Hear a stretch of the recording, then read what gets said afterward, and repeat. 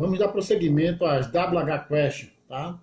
Essas palavras que são chamadas também de interrogative words, ou seja, palavras interrogativas, pelo sentido lógico já diz que são palavras que devem ser usadas em perguntas, né?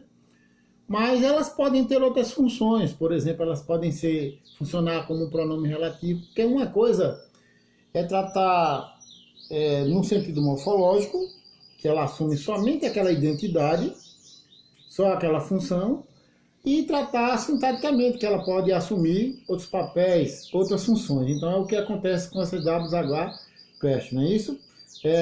O lembrete com relação a essa modalidade de palavra é que elas não têm especificamente um tópico gramatical definido. Elas podem aparecer em qualquer tempo verbal sem problema nenhum, tá? Elas podem aparecer no presente, no passado, no futuro. Em qualquer tempo verbal é possível que apareça uma WH Question, também chamada de interrogative word. Nós já notamos na aula passada que algumas perguntas de presente, de passado, de futuro que apresentam essa WH Question, pode ser que no meio delas tenha uma que não tenha esse WH. Por que a gente chama de WH Question? Porque todas elas, ou quase todas, né, porque tem sempre a exceção, começam com esse W e esse H. Entendeu? A maioria começa com esse W e esse H, por isso são chamados de WH Question. Então, na parte introdutória da semana passada, nós já tratamos sobre isso. Eu estou só relembrando, porque essa é a condição central desse conteúdo. É lembrar que essas palavras não se limitam a atuarem apenas em um tempo verbal. Elas podem aparecer em qualquer tempo verbal. E o outro detalhe é que, pelo fato delas serem usadas em frases interrogativas, elas também aparecem na primeira posição. Porque quando se vai fazer perguntas na língua inglesa, você geralmente começa com o verbo auxiliar. E no caso de uma palavra interrogativa, aí você só altera essa sequência, porque eu vou ter a palavra interrogativa e só depois é que eu vou usar o auxiliar para trabalhar o sujeito.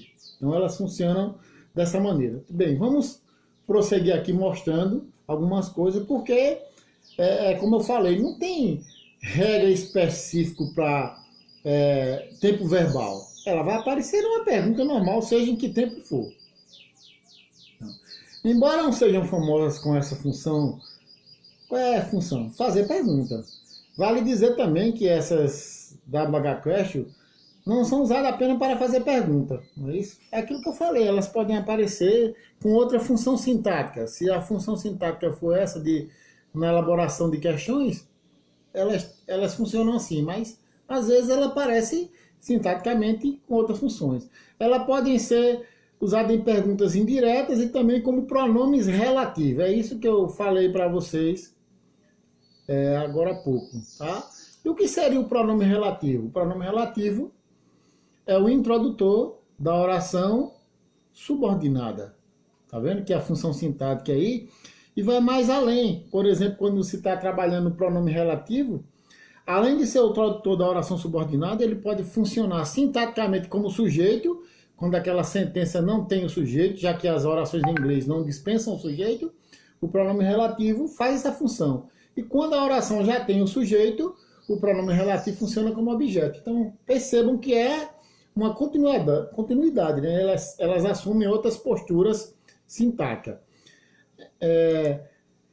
Essas são as coisas que você aprende conforme você vai lidando, trabalhando com o assunto, né? Tendo contato, familiarizando-se com o assunto, você vai percebendo que elas não são assim tão complicadas como se imagina ser. Elas têm o seu grau, né? Porque eu não acho que tenha assunto difícil e nem que tenha assunto fácil. Ele é muito difícil para quem não aprendeu e é muito fácil para quem aprendeu. Isso aí depende da condição em que a pessoa esteja inserida, né? Vai depender muito de quem está avaliando se é fácil ou se é difícil. Então, como a gente deve aprender essas WH Question? O modo mais fácil de aprender é criando exemplos. Tá? Se você tem o que você viu na aula passada, o que cada uma significa, e você tenta formular perguntas de presente, de passado ou de futuro, basta que você utilize o auxiliar, que vai dar tudo certo, né? O cara vai dizer, onde você mora? Aí vai ficar, where do you live? Né? Para onde você vai? Where are you going? Então você vai fazer o que você fez. What did you do? Vai aparecer a pergunta de acordo com a possibilidade que você está criando de pergunta.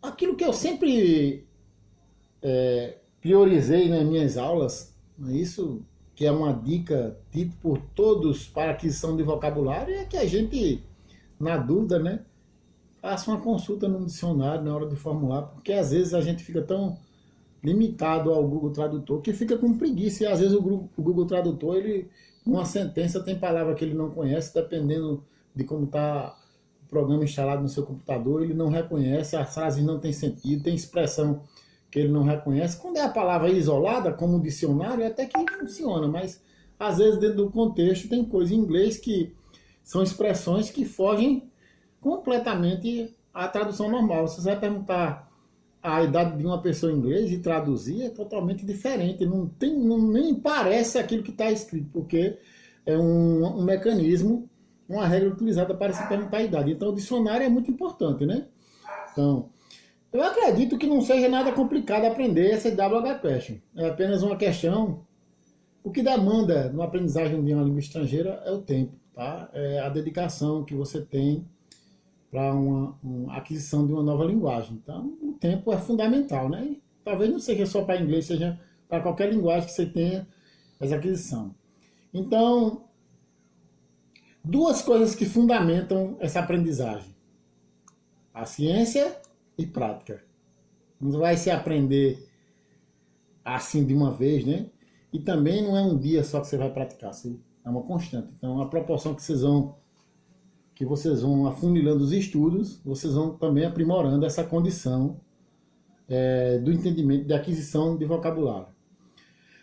De certa maneira, essas WH Question, que são chamadas de Word, né, podem causar confusão no começo dos estudos. E é sobre isso que nós vamos tratar, porque eu queria só enfatizar inicialmente essas três.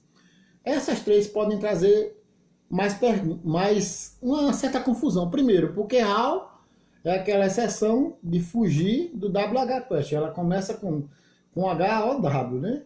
Então, já foge, já não é, pertence à família, mas não tem a semelhança, não é idêntico igual aos outros irmãos. O what é uma WH Question muito conhecida porque ela acaba fazendo pergunta de sentido amplo. Aquele tipo de pergunta que não limita a possibilidade de resposta. Já a which não, ela também faz pergunta, mas de sentido restrito. É aquele tipo de pergunta que não te dá muitas opções de resposta, tá? Se ela te der 10 opções de resposta só, é sentido restrito. Se ela não te limita, é sentido amplo. Então, muda a utilização de what e which por causa disso. Uma é de sentido amplo e outra é de sentido restrito, tá certo? Então, a gente espera que, devagarzinho, vocês comecem a se familiarizar com essas novas palavras responsáveis pelo início, digamos assim, de sentenças interrogativas. Tá certo? Então, não esqueçam de enviar o material. Estamos afunilando, o final do ano letivo está se aproximando, o último bimestre, tá certo? Uma boa semana de estudo para vocês. Conto com a participação efetiva de todos e até a próxima aula, ok?